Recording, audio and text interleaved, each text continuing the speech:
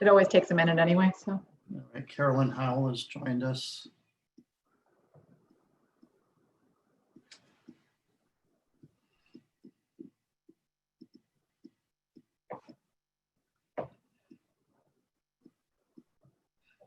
We'll give it a minute or so more, being that this is a new day, new time for this special meeting.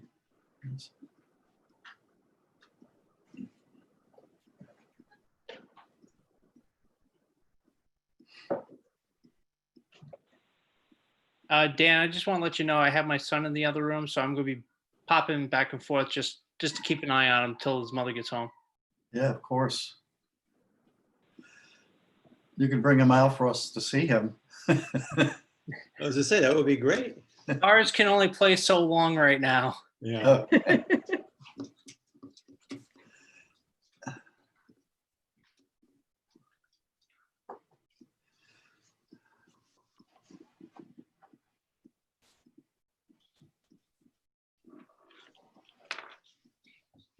Do we have any other board members on, Carolyn? Christine, excuse me, at this point? Not that I'm seeing, unless, no, I mean, no one from the committee ever calls in. You guys always go through your computers or smartphones, so. Yeah, and I haven't heard from Mike or Ann.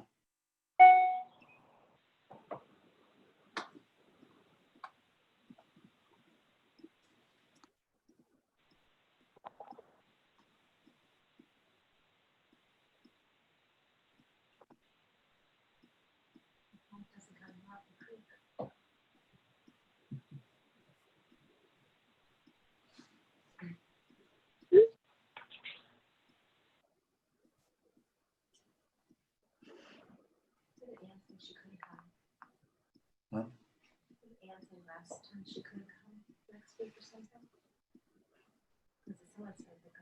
Christine Diaz, did you recall Ann Aiken saying she wouldn't be able to make the special meeting? I did not hear from I her at didn't all. hear that, yeah. Okay. I think she's having trouble connecting.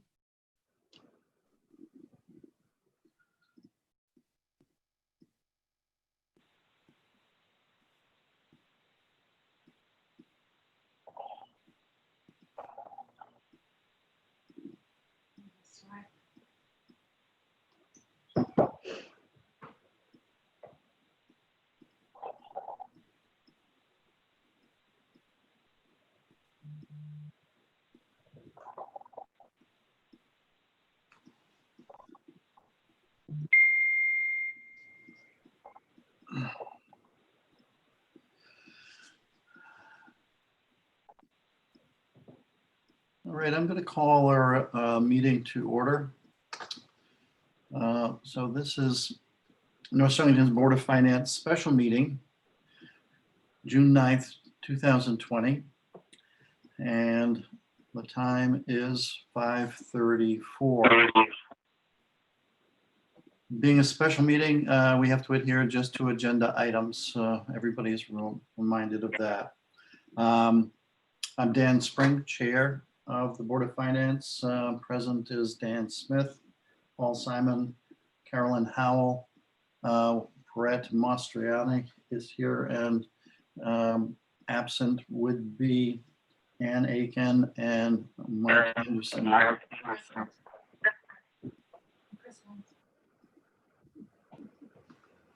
Yeah. Okay, so 5:33, and first on the list of agenda items is public comments. So again, public 2 minutes and relative to the agenda items. Thank you. Okay, so we have one person on the phone that already has a hand up. Phone number ending 0063, go ahead. Hello, my name is Chris Hunt. Hello. I'll let you all get up off the floor.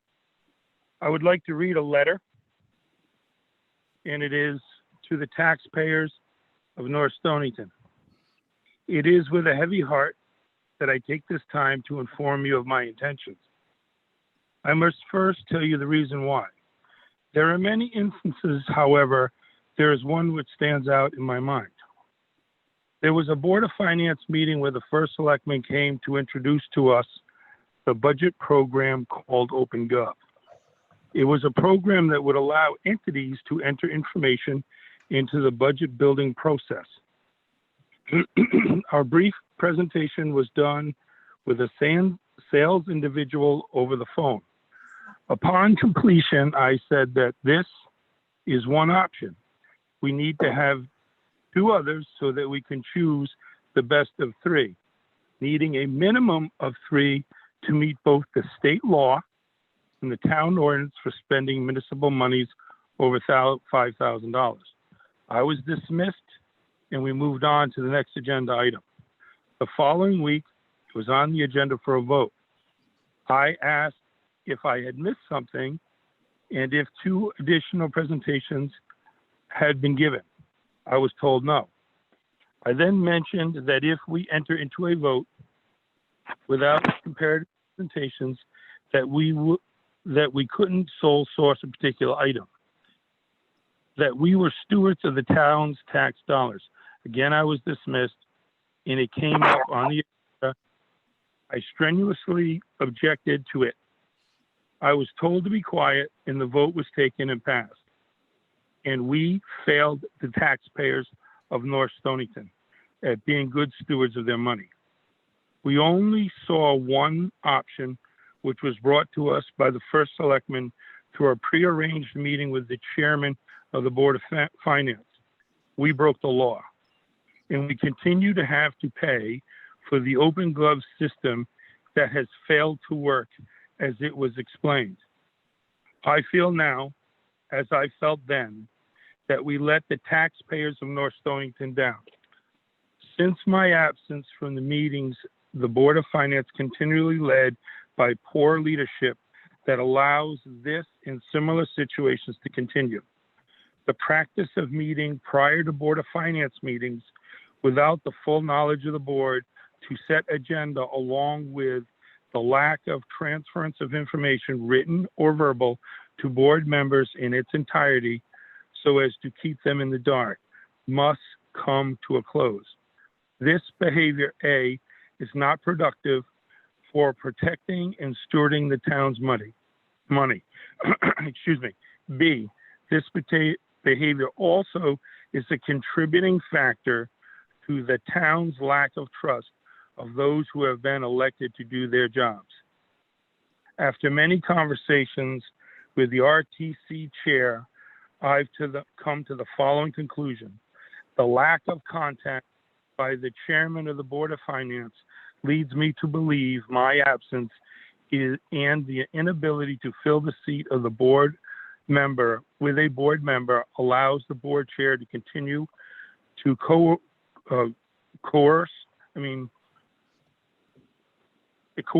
continue the coercive relationship and the deceitfulness to the town of North Stonington. I don't have my glasses, sorry. So this evening, I woefully regret my resignation from the Board of Finance as of 9 June in the year of our Lord, 2020. I also respectfully request that the chairman of the Board of Finance sign his position and allow good town politics to return to North Stonington.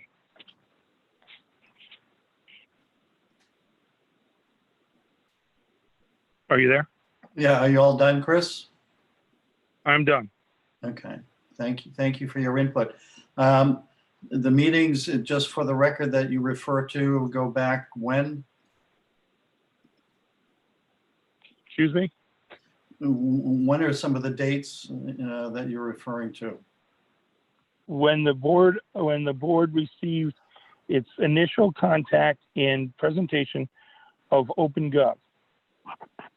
That was the night that I said to you, Dan, that it is illegal for us to just move this forward. We need to have not 1, but 2 additional presentations.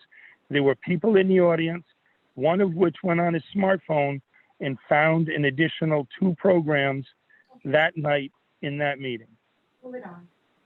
Okay, I'd have to check the minutes, but I think it would at least take us back to 2018. The law is the law. 2018, 2019, 2016, 2005, still the law. Thank you very much, all. Thank you, Chris. Take care. Okay. Any other public comments? I have a handout from Kate Roachman. You can unmute yourself. Hi, yeah, I'm Kate Roshman. I live on Surrey Lane. And now that there's a new vacancy, this is even more important. The board shouldn't have nominated anyone for the vacant alternate seat before all candidates were vetted. Sarah Nelson is qualified and her nomination wouldn't violate the state policy on minority representation. If any exception is made for that, for no reason, what's stopping the board from now, with a new vacancy, appointing another Republican, continuing this violation of minority representation? If a Republican misses a meeting and the state statute is violated, how will that be handled? Do we have money for attorney fees and court costs? I think that the nomination should be rescinded. If that's not possible, the Brett should resign and candidates should be vetted so that we aren't in violation of a state law. That's it.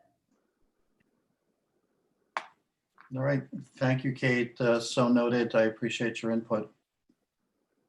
Okay, I have a hand up from Tula. Hi there, Tula Balistrasi, 26 Cedar Drive. I think before the board moves forward with the agenda, really number 5, alternates representation, should be discussed before conducting any business. There's still a legal issue at hand. I understand that Chris Hunt just said he is resigning. Whether or not he is actually resigned, I don't know, but you know, if he's still on the committee, we still have this legal issue.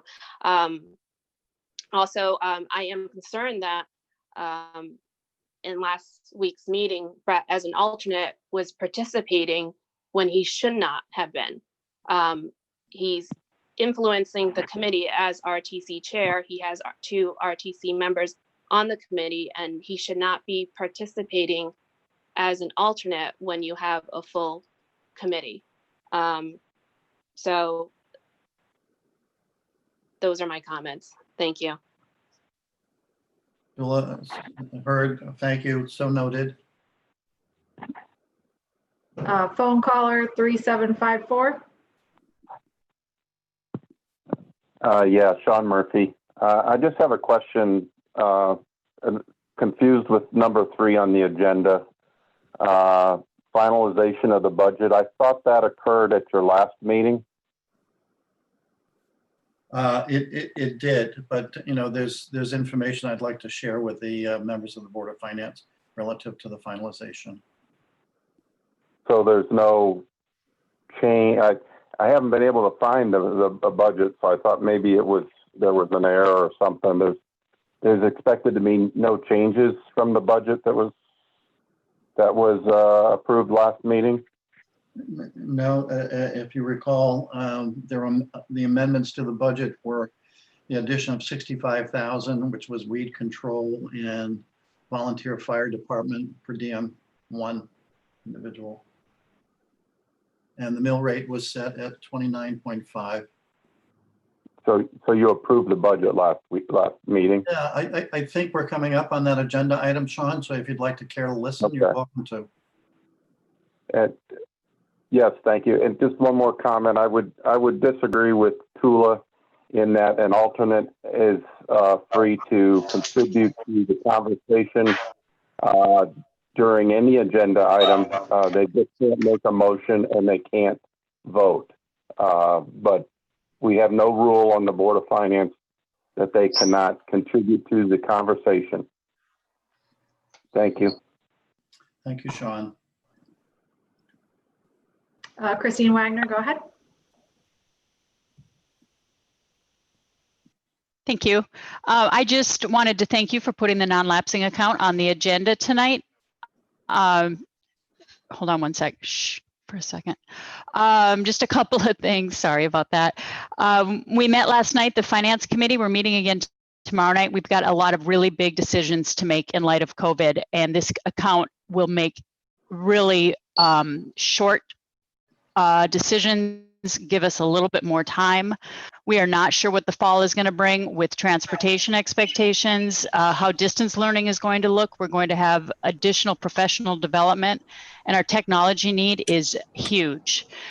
So having to make all of those purchasing decisions and looking at all of the cuts that were made from our budget and trying to make decisions in 2 weeks' time is really short-sighted for us. And so we're really hopeful that we can carry over some of our budget so that we can make really smart decisions for our student and for the districts moving forward. Thank you. Thank you, Christine. Okay, Joe Gross, go ahead. Okay, I'm speaking now. Yes. All right, Dan, I'm sorry. One of mine was the finalization of the budget because I understood it was already approved in that.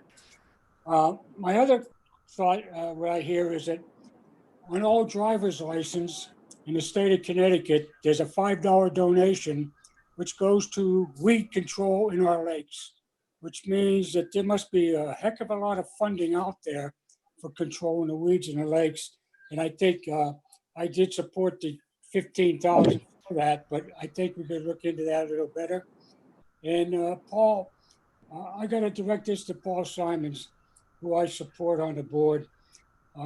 But one of the comments that you made last week was you voted no for the $100,000 for the additional paid firefighter up there.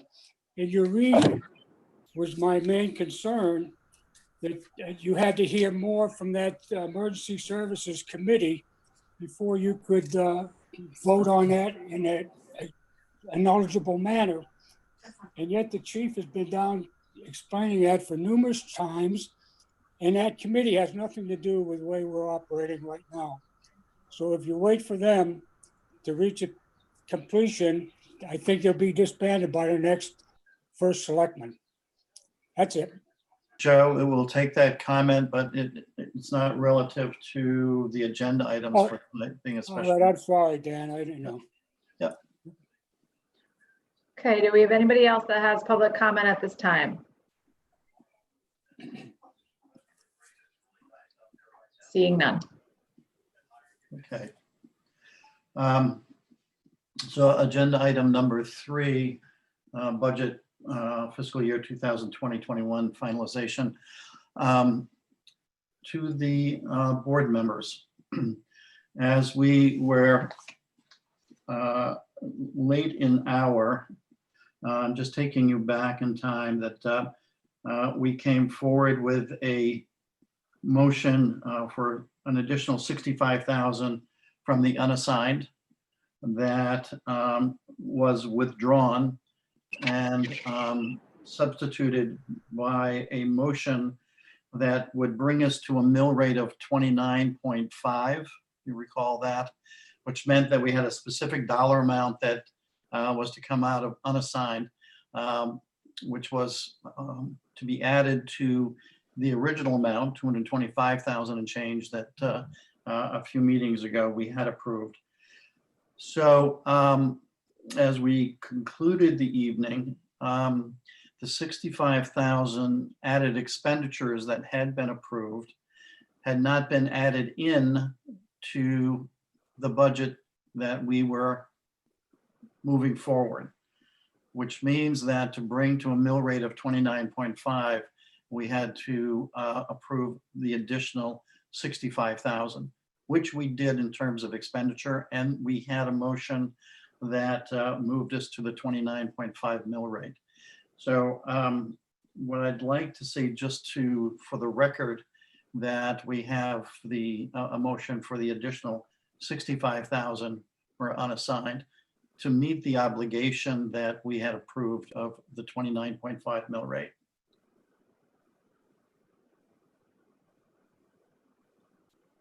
Is that the motion, Dan? Asking for a second, or do you need Yeah, some? I'll put that forward as the motion. I would second that. Okay. Discussion?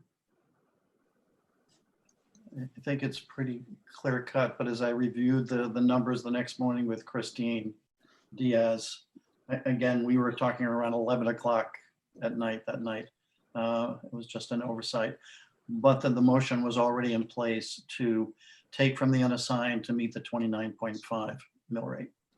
And I do agree. That was the total intent of that discussion and those motions at the end of the night there. So, All right. Any other discussion on that? Okay, if I could call the vote, and I have to do it by poll. Carolyn Howell, Yes.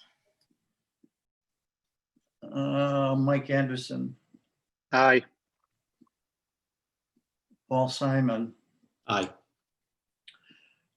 Dan Smith, Aye.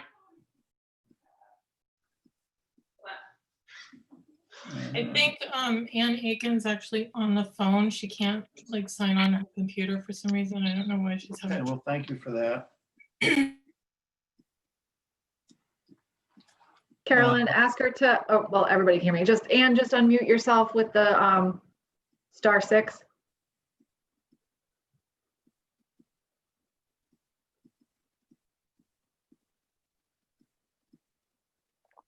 Maybe.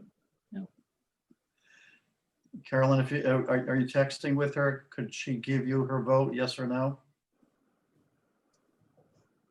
No, I'm not texting with her. She Oh. told me she was having trouble getting on, so I gave her the meeting number and she can't get on. So I don't know what the problem is. I told her she should email Christine.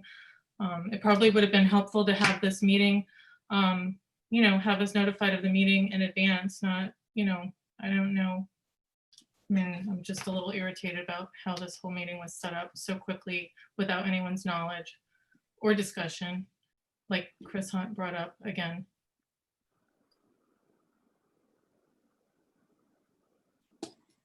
She just sent me a message that she votes yes. Okay, and I vote yes. All right, so that passes 6-0-0. Also, that the letter designating the levied mill rate of 29.5 was signed by me and dated June 4th, 2020. So that concludes that. And just for clarification, I know I'm talking about the weed control and the volunteer per diem firefighter. So the weed control would be B30.07, and the per diem firefighter would be B26.14. Okay, thank you. The next item, agenda item number 4, is the non-lapsing account. This is something that had been brought forward to you on a couple of occasions that the Board of Ed would like to have put in place. It's something that would be approved by the Board of Finance. The lapsing account is an account whereby up to 2% of their budget expenditure in terms of surplus, 2% of their budget expenditure can go into a lapsing account, which they have discretion over as long as it's used for educational expenditures. And it does have Board of Finance oversight. So we will have a monthly report relative to their expenditures. And that on a 60-day notice prior to the end of a fiscal year or the start of a new fiscal year, the Board of Finance can pull that account back. So the Board of Finance does have oversight and a level of discretion relative to its place in the fiscal responsibilities of Board of Ed. So I think everyone has seen the documents relative to it. I mean, are there questions before we consider a motion? Paul? Yeah, I just wanted to say that, I think the intent is a good one. I do believe that the Board of Finance is the one who has financial oversight of these things, and should there be a worthy item that the Board of Education would like, I think, coming to us in the form of an appropriation versus having an account build over time would be my preference. Because I certainly think that this Board of Finance would be very open to appropriations that they think and we agree with that are warranted for the school system. All right, to develop more discussion, can we put a motion on the floor relative to the approval of the non-lapsing? I move to authorize the non-lapsing RISA account up to 2%. I'll second it. Okay, Mike Anderson is got the motion, and Dan Smith with the second. Okay, further discussion relative to the issue? Mike Anderson. What can we have the number that they would be entitled to based upon last year's budgeted appropriation? Dan, I did a Christine? calculation. Oh, you did it. I was just going to put it on the calculator, but Yep. So, well, if you could just double check, but my calculation is $275,509.26 is 2% of their current year allocation. And that number again, please. 275,509 and 26 cents.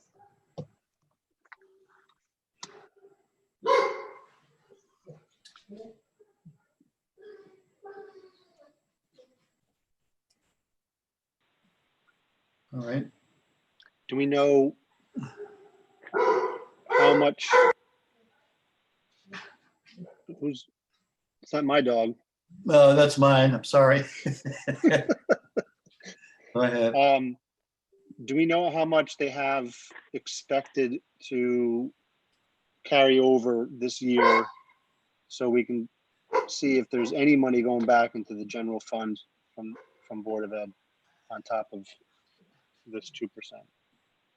The only thing that we have seen, and maybe Christine Wagner, I know she's on, could come in, but the last P&L that we saw from Board of Ed was the closeout of April. What was that number? It was 300 and some odd $1,000, if I recall, just off the top of my head. And we're a week or so away from them having the May closeout. As they finish that, they have a fairly good view of what June will be. So I don't know if Christine Wagner can add any more if she's still on. I am. That's correct. The 2% is correct. Right now, as of our last financials, we just got a copy of it. It has not been approved. We're looking at just over 300,000. I will tell you, our finance committee met last night, and we're starting to look at what we need to do technology-wise.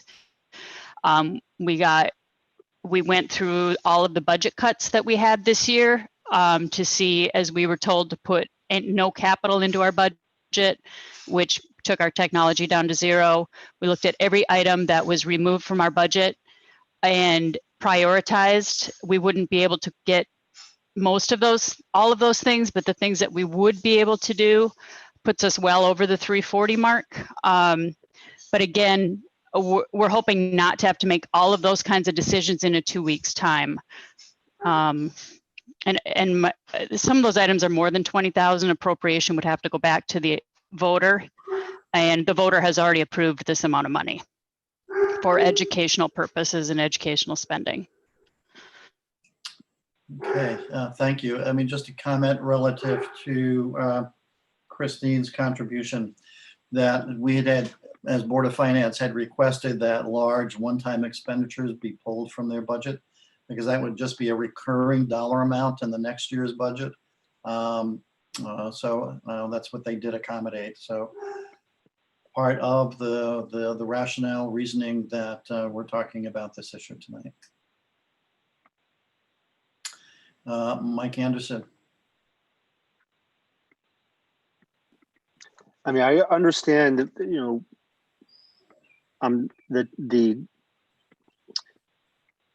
the dichotomy of this issue is, on one hand, we're hoping that the givebacks will replenish our undesignated fund. And I agree, that's one of the bigger ways that we are able to replenish that fund. The problem is that this money has already been given to the Board of Education by the taxpayers last year, in the voted budget, and they're entitled to spend every penny of it. And the problem is that, they get to this end of the year and they figure out, what did we have to cut out of the budget and what can we buy now? And it just leads to rash decision making, and it just, I don't think it's good business to be forced to, try to make important decisions in such a small period of time.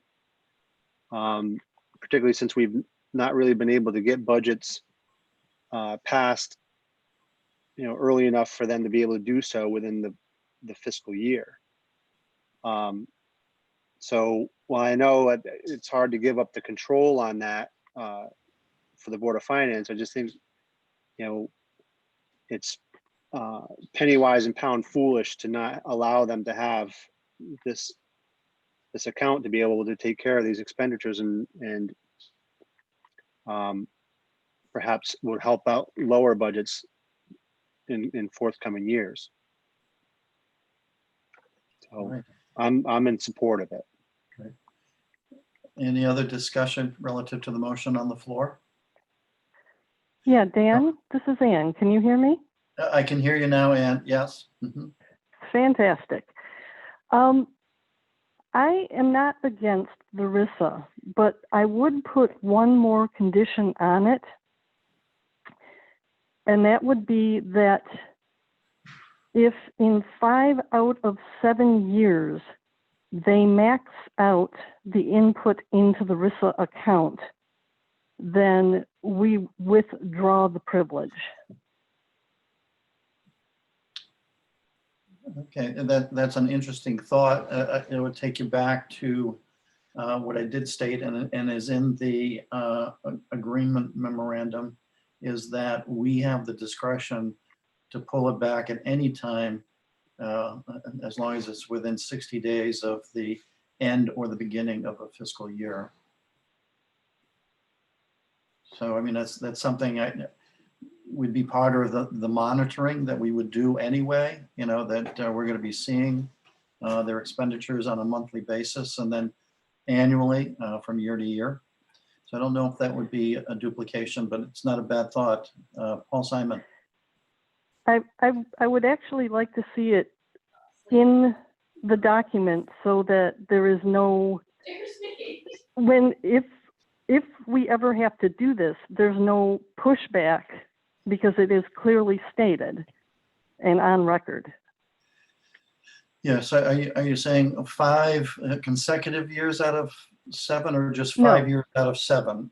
5 years out of 7? Just 5 years, just 5 years out of 7. Any other thought relative to Ann's comment? Yeah, I was just trying to clarify that. Was that a dollar value was the max out, or was that just the 5 out of 7? Paul, if you could repeat, I think we lost the last piece of your. Sorry, I was trying to quiet the dogs down. I was just trying to understand what Ann was, what she meant by maxing out. And I hear it's. Go ahead. Yeah, I'm confused about that myself. If they max the 2% that they are allowed to put in the fund. On any given year? Or 5 out of the 7 years? 5 out of 7 years. And that was 5 to 7. That was an arbitrary thing that you thought was appropriate? I was thinking 3 out of 5, but I think 5 out of 7 would be more reasonable. No, it's interesting. Why is it a problem if they max out the account? It's the money spent on education. I don't understand what the. Can you explain that, Ann? What's your rationale? Because if if 5 out of 7 years you're overestimating your budget by that much, then I think you need to revisit your budget and get that under control. Oh, I see what you're saying. Okay.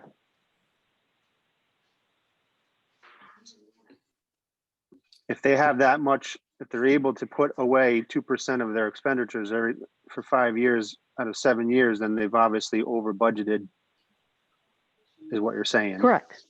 Okay, that's Correct. a good point. That's a good point. Like I said, it's reasonable. Yeah, I guess I would still go back to being, for this board member anyway, would be accommodating toward appropriations. I understand they have to go back to the town, and I think that is the right thing to do. These are taxpayer dollars that have been assigned to the Board of Education, but to get right down to it, they're taxpayer dollars. So it seems like a better spot to have them sit is in their unassigned fund that can handle all the needs of the town. But I'm telling you, I for one would be very accommodating, very willing to listen for any appropriation coming to across this board's desk for appropriations and going forward. Dan Smith. So maybe this is for Christine Wagner. So I'll give you a scenario, which say like next year you go over, you have an additional $250,000 that needs to that you're asking for.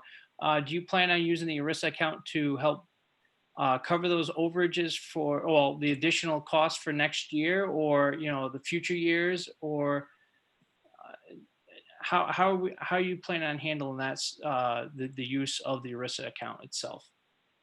So I can only tell you what like our plan would be this year. Like I said, because of the cuts that we had to take, we're well over what our savings is this year. And this was an anomaly of a year. I can't imagine us having 2% every year. If you look at our history, it's not been the case. But what our plan would be is to fund the educational needs that have been cut out of our budget. That's our plan this year.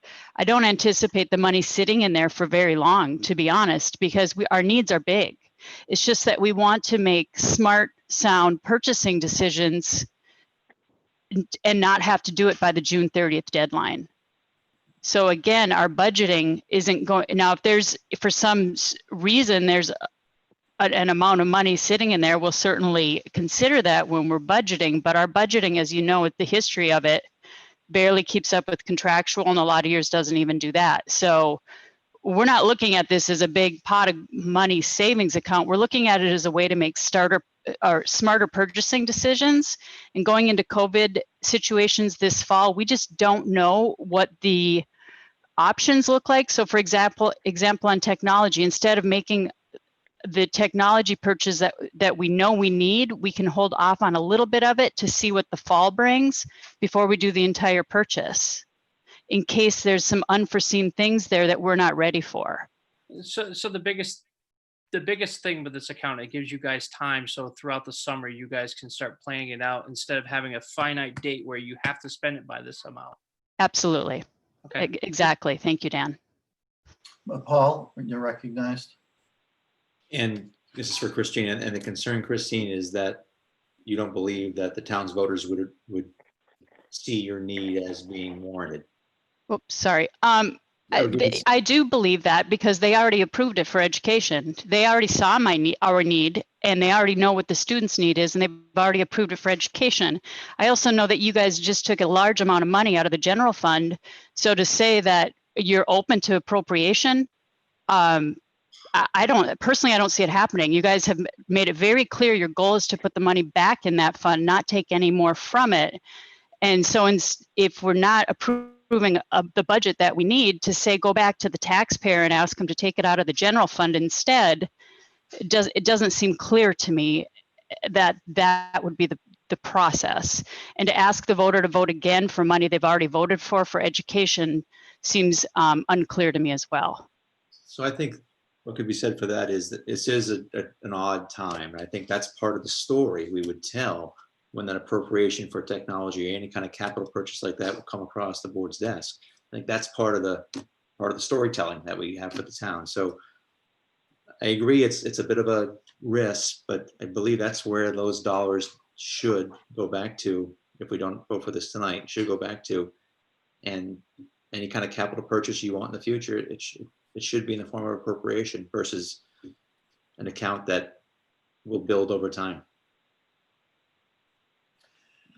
Any other comments? Any consensus relative to Ann Aiken's suggestion as an amendment to the agreement? Brett, you have your hand up. Brett? Yeah, I say I agree with Mike Anderson and Ann Aiken throwing in that control over it. It's a good idea. I've been a proponent of ERISA account for years. Being on all the boards, you see how the end of the year spending has to, and sometimes it's get pushed a few months down that you know about that continue. It really give the Board of Ed that control to how they use their finances in a more executed way when stuff like this happens. I've done a lot of research. There's quite a few towns doing it, especially there because of COVID and not knowing what the fall will bring. Because I agree with Paul that this money was earmarked for education. The town voted it to be able to use for education. That should be used. Any other thought on Ann Aiken's amendment? Otherwise, we're going to keep it the way it is. Go ahead, Mike. And I just think, I mean, we have oversight over this. I mean, in the next 3 years, we're going to know whether or not, you know, they seem to be over budgeting. I mean, I don't know what the give backs have been in the past several years. I mean, this is a very, you know, a weird year, as everyone knows. Sure. So, and Paul, I just think it's a smart thing to do because the money's not going to go into the undesignated account. They're going to spend it. They have to before June 30th. So I just want to I want to give them time to do a smarter thing. And I don't think we need the amendment in there. I mean, if the board really wants it, I mean, I won't go against it. I just don't think it's necessary. And it goes kind of like that when we tried to do the vote for putting the money back, you know, unanimous vote. I don't know if, you know, those provisions in that, I mean, I know it's a contract. It just gives less flexibility to our decision-making later on. I don't want them to say, well, we have 4 more years to go out of this 7 years. You know, why are you guys making this decision now? If we find out 3 years from now that we don't want to give them that control. Yeah, it's a good point. I mean, you know, if we have discretion, why put a time limit to our discretion? Right. Carolyn Howell, you're recognized. Is there a reason why we have to make this decision tonight? I think Board of Ed, Christine Wagner, I think was pretty clear on it, not only tonight, but in previous meetings that they're ending the fiscal year. And this would give them time to look at appropriate and prudent expenditures as opposed to rushing to make expenditures here in the next 20 days. And do we have a regularly scheduled meeting for next Wednesday? I'm just asking. The thing is, they have a Board of Ed meeting tomorrow evening. So calling a special meeting was an accommodation. And that before the lockdown of the budget, we wanted focus on that as opposed to this non-lapsing account. So that was some of the rationales that I felt it was appropriate to call this special meeting, Carolyn. I'm sorry if it might have been an inconvenience for you, but I appreciate your participation. Any other discussion? All right, why don't we bring it to the vote? And again, we're approving the non-lapsing RISA account for Board of Ed at 2% of expenditure budget surplus. And that's something that we at Board of Finance will have monitored. They have accounting to us and we maintain our discretion. All right, Carolyn Howell, yay or nay? I'm just going to abstain. I haven't had enough time to think about this and review everything. Mike Anderson, Yay. Paul Simon, No, Dan. Dan Smith, Yes. Ann Aiken, Yes. and myself, yes. So it passes 4-1-1, and the abstention is Carolyn Howell. Can I just thank you very much? This is really the best move for our students. Absolutely. I can't tell you how pleased I am that we've gotten to this point. I apologize if it was late notice. We have been asking for a few years, but I just really do appreciate it. We're going to make some sound decisions. Fiscal responsibility to all of our taxpayers is our #1 objective after the student. And I don't think that you'll regret your decision. Thank you. Thank you. Kristen. Okay, so we're on to agenda item number 5, alternates representation. I think in the process of getting to where we are today, that board members weren't fully advised as to the consequences of their vote at the time. And then it was a matter of, when we're talking statute 73040A, which was some minority representation. We took a lot of time with that in our last meeting. So there was a thought, okay, how do we bring resolve to this? And if you recall, one of the things was ordinance change to go to 3 alternates, but relative to the pandemic, we don't know when that's going to happen. The other was a rescindment of the Republican that was voted in as an alternate. And the other was the alternate position that was locked up by Mr. Chris Hunt, who came forward this evening with a resignation. So that opens that position. That I had reached out not only by letter, but by phone to Chris. He did respond. Whatever the circumstances were, it went back to 2018. Just to bring clarification, Chris Hunt was always kept on the distribution to board members as if he were an engaged and active member. I think for those who are recent to the board, I probably not have met Mr. Hunt, but since 2018, he has not been present at any of the board finance meetings. Any actions that had been taken, as he discussed at those times, were as we do it now. That motions are brought forward, they're seconded, they're discussed, and they're voted on by the members of the board. So we'll leave it at that. So I would say that we have a level of resolve relative to this issue this evening. I would say, as I did the last meeting, that for Board of Finance members, you have to respect the entity of the board and what that represents in terms of its credibility and integrity. That we do what is best for the town. And so it does have consequences. And, you know, we started to get a glimpse of that, which would have been a problem. I'm telling you, it would have been a problem. So I'm glad that a resolve has opened up. That's all I've got on that agenda item. I think as we move forward in upcoming meetings, we will look to have an appropriate process and fill that vacancy and be sure that we have proper representation so that we are not violating 340A in particular. So rather than continue to develop that tonight, we'll leave it as it is.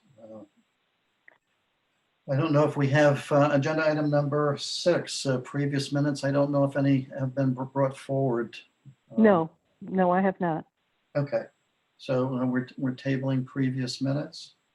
That brings us again to public comments. So Christine Diaz, if you can help out, we're happy to answer some here or answer questions if we can. So if you're on the phone, then hit *6 to unmute yourself. If you're on your computer, please try to raise your hand if you see that little button that says raise hand. Otherwise, unmute yourself and start talking so we know that you have a comment. I have a comment. Oh, go ahead, Brian. So this is Brian Rethen. Yeah, I'm a little disappointed in the way the budget was handled this year. I know everybody says it was because of the governor. But you finalized the budget last week and with no public input. And now you've even, it seems to me you added some for the Board of Education after the budget was finalized. I haven't even seen the final budget. I find it very disturbing that, raises were still given out. Committees in town got beefed up on what they had without any taxpayer input. And I think it was terrible that it's going through and it just isn't right the way it was. Now you, like I say, and now you've done that thing for the school, and they come right out and said, because most of it was for contractual. So maybe they shouldn't give out all those raises. That'd be my advice to them. But I'm very disappointed. I'd like to see what the final budget's going to be so I can compare it to last year's and this year's. I don't know if you all received the letter I wrote to the Board of Finance about rescinding the budget and putting it off to a little later date. I mean, it's already a week. That was the big hot thing. You had to get it done so you can get tax bills out. To me, that's not being very responsible for the taxpayer. All right, Brian, thanks for your comments. And again, I would hearken back to our last meeting, and I keep a timeline. We were well over an hour on public comments, and you were one of the people who had added a commentary. So I do have notes of that. And again, we're all dealing with new circumstances and doing the best we can.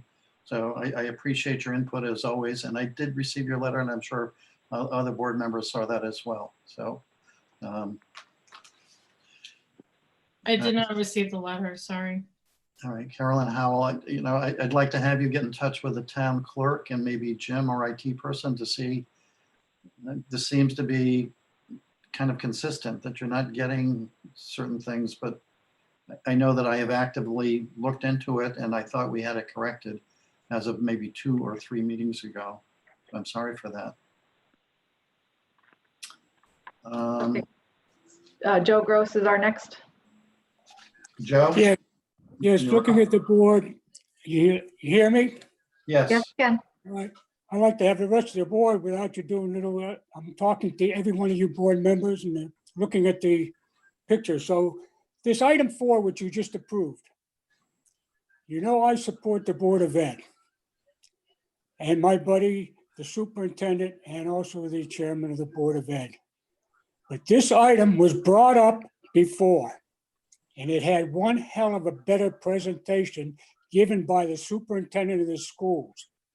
It was turned down. Right now, the taxpayers, to bring this at a 5:30 afternoon meeting with the taxpayers' no knowledge, it's no good. And yet you're talking about your credibility and best of the town. We have no knowledge of this. You're taking my money. I support the Board of Education. But you look at the profit and loss, there's a lot of things you got to look into. This is brought back before a new board, which has less experience in time, and you voted for it.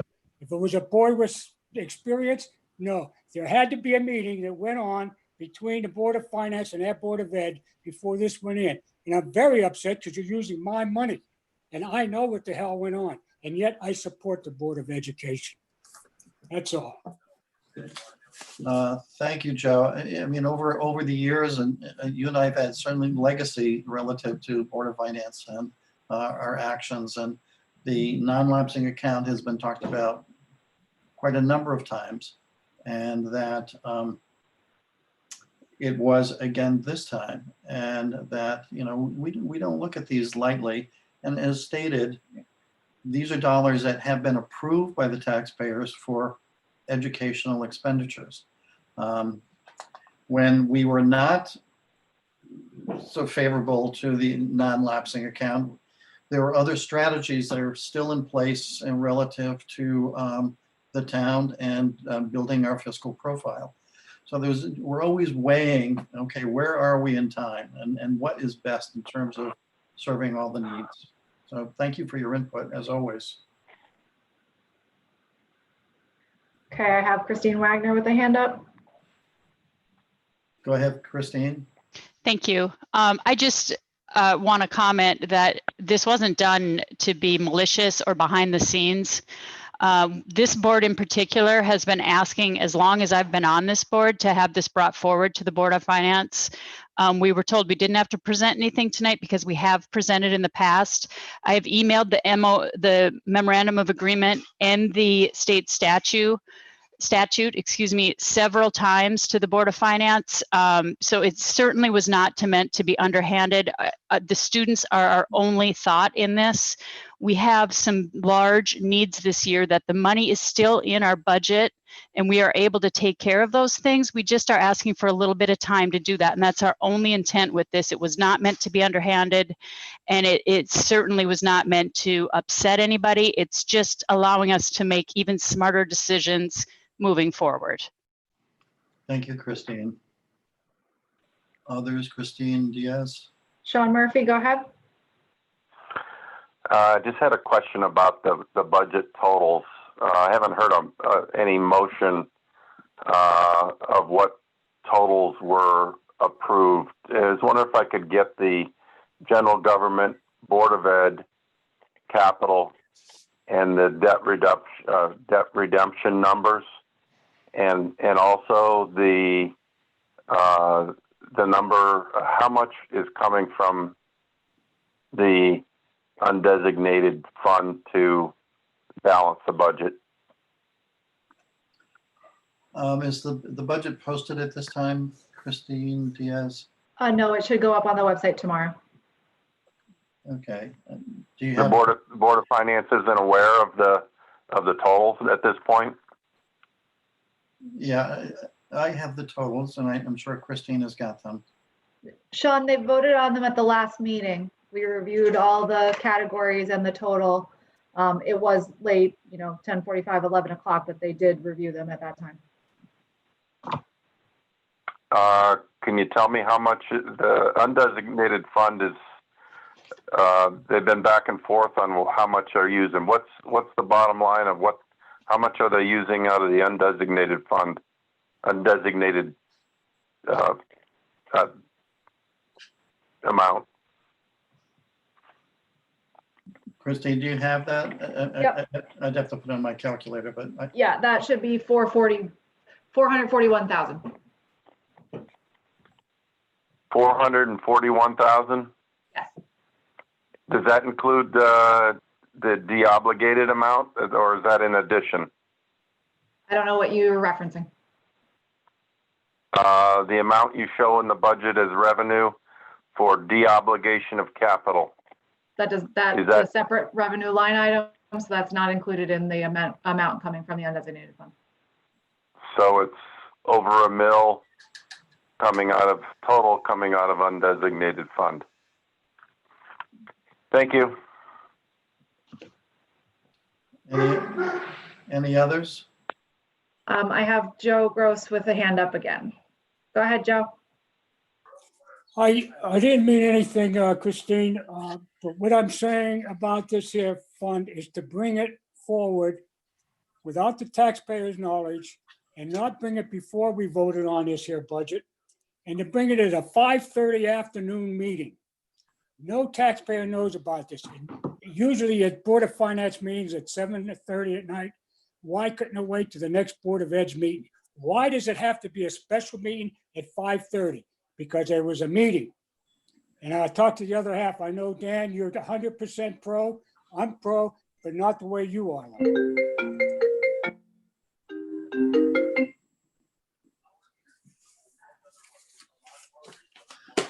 Can I clarify that? Just, I don't want it to sound like there was some underhanded things going on. Is it okay if I clarify that, Dan? Sure, go ahead, Christine. You ain't gonna clarify with me.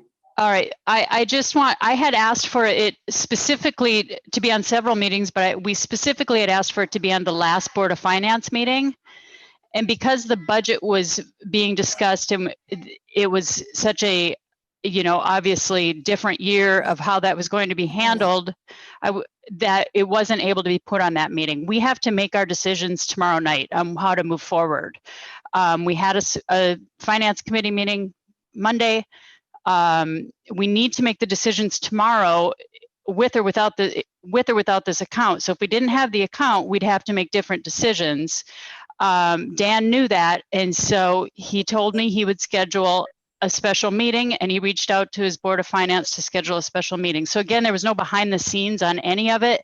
It's something I've been asking for. I actually asked to be on the last meeting and respectfully understood why that couldn't happen.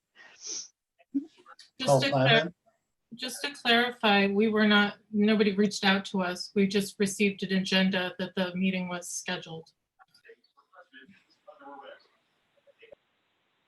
Yeah, I can't speak to that.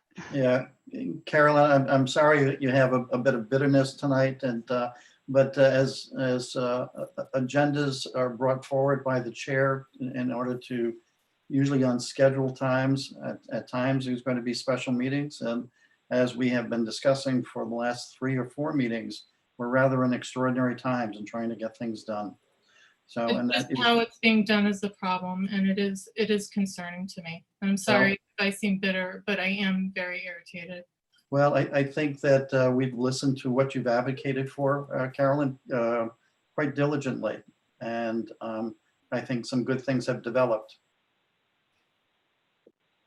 I would just appreciate in the future that we not have special meetings scheduled unless you reach out to all of the board and make sure that we're all aware of it and on board. I think it's just a courtesy to all of us, especially if you're going to change the day and the time of the meeting. I reserve my Wednesday evenings for the Board of Finance, and I don't think that's too much to ask. I have always been very flexible and accommodating, you know, if there's something of an urgent nature. And I apologize, Christine. I know you've been asking and asking, and I don't see that you're necessarily the problem here. So that's not, you know, I just want you to be aware of that. Well, again, to put things in perspective, Carolyn, I mean, we have, you know, 25, 30 meetings a year, and rarely do we call a special meeting. So again, thank you for being here tonight. Paul? Yeah, I just wanted to comment as voting no for this tonight. It wasn't anything behind the scenes. We all fully know this is coming across our desks. No surprises here. This is really to Joe, and just we were all fully aware, in support or not. It was nothing that all of us weren't aware of that was coming at some point in time. All right. Any other public comments coming up, Christine? Joe raised his hand again. I don't know if that was intentional. No derogative stuff this time, Chris. I'm not saying that. I just didn't know if you hit the button by accident. Go ahead. No, hey, I'm glad that you don't have my picture, because I think everybody would really, never mind. But I want to thank you, Chris, for doing this. And I'm telling all you board members, I rely very heavy on her, and I will be talking to her tomorrow. And again, I believe you guys need her expertise in the financial field to help some of these problems go away. I support you guys. The lack of the year's experience is where I think she can help, and we can all work together on this thing. That's all I'm saying. Dan, I know where you come with the Board of Ed. You're all pro 100%. That's as much as you can get, but just please listen to what I say once in a while, please. Yeah, Joe, we do. Again, I would have to reiterate to you, I'd love to have you tune into our Board of Finance meetings where, Board of Selectmen, their side had 6 iterations. Board of Ed, I think we were down to 4 or 5 iterations. So and we look at the total picture. Look at how far this town has come over the last 10 years. A long way. And I'm very proud of it, and I'm sure you are as well. Yeah. And Chris, thank you for hitting me again. I think now that we've got through this, the members of the board, we got to look at the future budgets right now. This is what your goal should be. You know, the stuff we've moved out the next year and that. We got a budget sitting in front of us right now. It's going to be a hell of a hard to meet. It's going to take that total effort. And that's what we need from you guys. Thank you. Paul, I meant what I felt. I did support you, but you know, I'm straightforward. I'll come with that comment. I apologize. Nothing personal, Joe. All right. Any more public comments? Joe, you're done. All right, Joe Potemry, go ahead. Go ahead, Joe. Hi there, Joe Potemry, 24 Pinecrest Road. My question pertains to the seating of alternates on the board. I am concerned that as a matter of public record, that we have at least somewhat concluded that what occurred was illegal. So even though Mr. Hunt's resignation seems to provide a way out of the situation, that again, as a matter of public record, what was done was not appropriate. And in my opinion, the appointment should be rescinded. And then with 2 open positions as alternates on the Board of Finance, then those positions should be filled. And in addition, the process by which those seats are filled should follow a protocol where appropriate nominations are held, appropriate discussion, and appropriate vetting of anybody interested is followed through. And then let the results be as they may. But currently, I don't know if Mr. Hunt is officially not a member anymore, or if that has to be acted on at a future meeting, but we're still currently in a point of violation of that statute. So that matter, in my opinion, has not been resolved. Thank you, Joe. I would have to say I was a bit surprised by Mr. Hunt's entrance tonight because I had very current conversations with him. And that to conclude his tenure, he needs to present a letter of resignation to the town clerk. So I will follow up on that.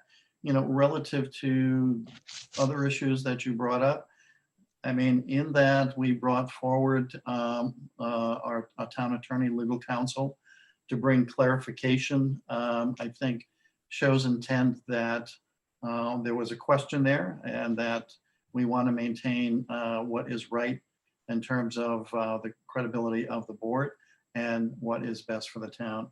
But I certainly respect your input. Thank you, Joe. Did you get clarification from the Secretary of State? Who was that? Was that you, Mike? Who was that? No, that's still Joe. That was still Joe. Oh, I'm sorry. I'm sorry.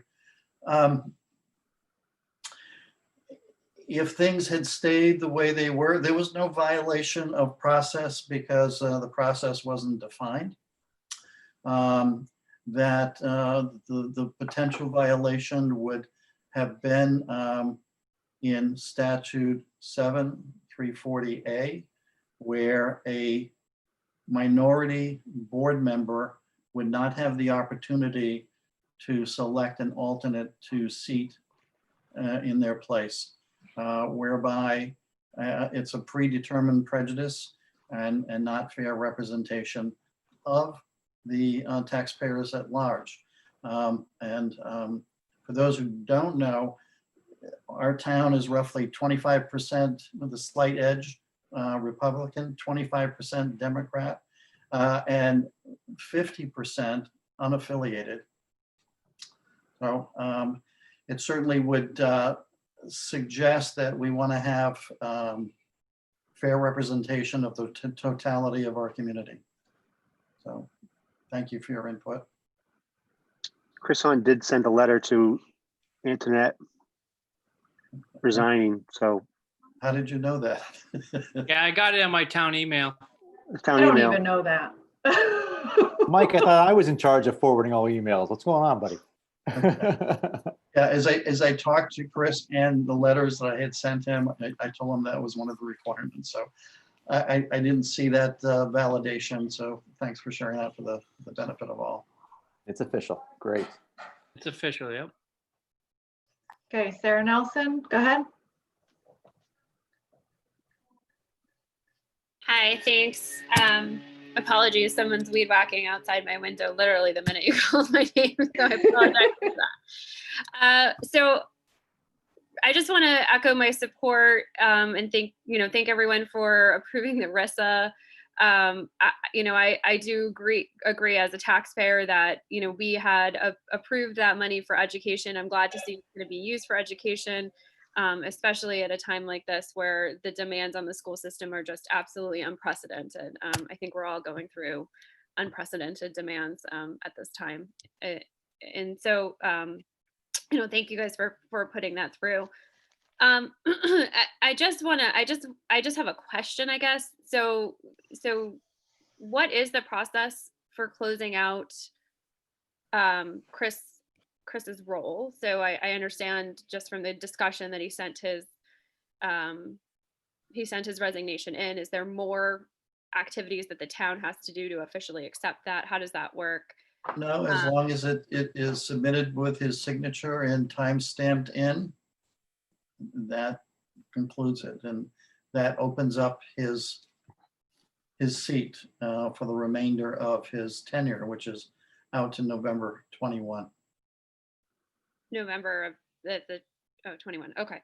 And then what is the process to maybe determine the process? I understand we don't have a great process or we wouldn't have had all the commentary to this point, but is there a plan to get to a plan, I guess is my question. I think, as I said once, I intended to get a letter out to all of those who had applied, but in that all of this was fluid and in flux, that didn't go out. But I think we will advertise and accept applicants for that alternate position and set up a vetting process where each individual can represent themselves not only on the application, but in person.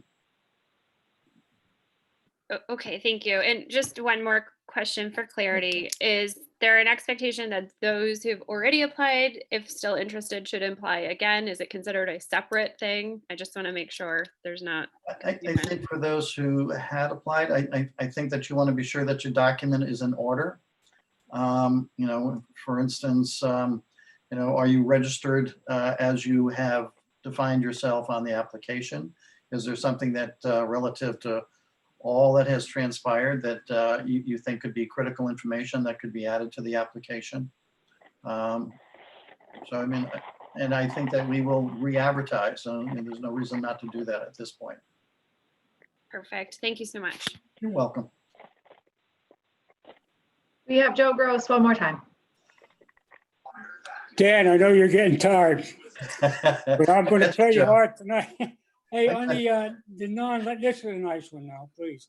Non-lapsing account, will there be a new line item in the budget for that? No, it won't be part of the budget, but you will have view of it as we will on a monthly basis.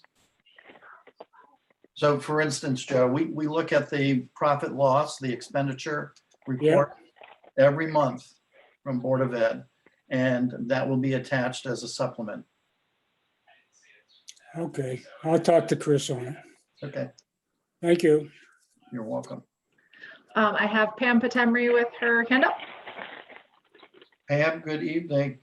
Good evening, Dan. How are you? Very well. Good to hear from you. I just wanted to comment on kind of, again, my observation over the past several meetings.